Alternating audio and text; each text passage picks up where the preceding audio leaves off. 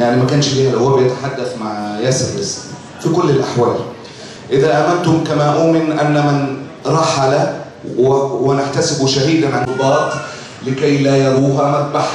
كانت ال 48 يوم شغالين من نار تهيئة للمذبح. هكذا نحن على يقين. ولما الناس 48 يوم لم يفلح في انه هو يخرج باي حاجه عنيفه من المعتصمين، زي ما سامحهم. فلهم يا جماعه الموضوع بسيط. الموضوع طاخ آي جنة.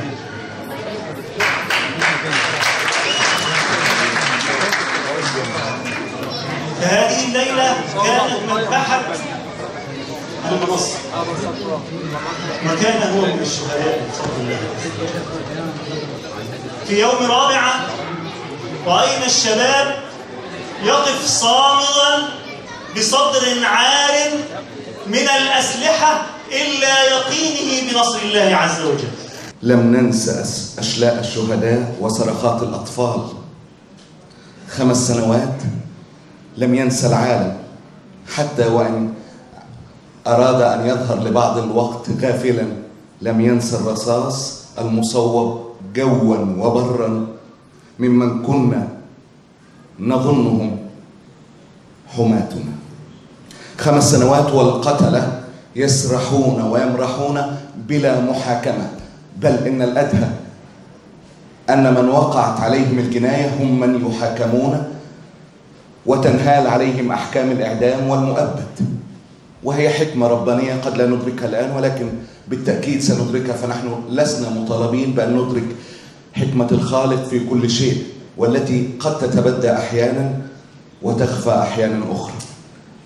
بسم الله الرحمن الرحيم. عبد الرحمن فتحي محمد خليل. احنا كنا حضرنا في رابعة في وقت الاعتصام من أوله دفاعا عن الشرعية وإسقاطا للانقلاب العسكري الذي قام ضد الرئيس الشرعي الدكتور محمد مرسي. احنا بعد 5 سنين من المجزرة لازلنا صامدين ثابتين. بنوجه نداءنا لكل الشباب في كل الأماكن إن هم وقود هذه الثورة، وهم أمل هذه الأمة رغم القتل وأحكام الإعدام والتصفية خارج نطاق القانون والمعتقلات سيئة السمعة، إلا أن الشباب ضرب أروع الأمثلة في أنه هو يظل ثابت على مبدأه وصامد رغم التعذيب الممنهج ضده، رغم الغلاء وارتفاع الأسعار. أهالي الشهداء وأهالي المعتقلين لا زالوا صامدين وثابتين، وده وإن دل فيدل على أن الشعب تبدأ يقظته من يقظة الشباب ومن وعي الشباب. بعد 5 سنين الشباب هيعود مرة أخرى، هيعود ينهض بالأمة، هيعود يقيم المجد ويعني يسقط الانقلاب ويسقط الحكم العسكري الذي دمر البلاد على مدى السنين 60 الماضية، ويبدأ عهد جديد من النهضة والحرية والعدالة داخل مصر. شكرا. Merhaba, benim adım Aliya. 16 yaşındayım. 2 yıldır ben Türkiye'deyim. Türkiye'ye 2 yıl önce geldim. Rabia'dayken 12 ya da 13 yaşındaydım.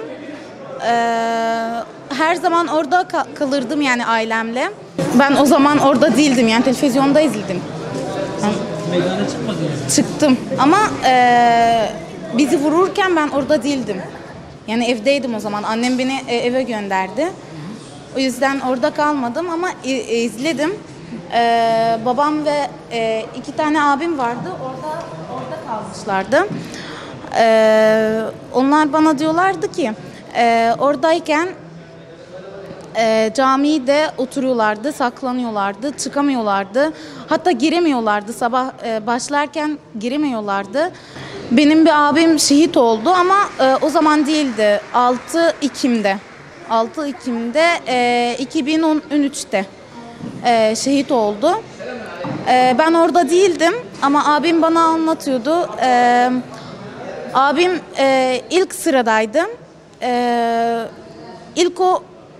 İlk o vuruldu yani. Abim ikinci abim yani. Onu taşıdı, hastaneye götürdü. Tabii yetişemedi. Saat 12'de kaybettik abimi. Benim haberim yoktu yani sadece abim vurulduğunu haberim vardı. Sabah annem gitti. Ondan sonra öyle öğrendik yani şehit olduğunu.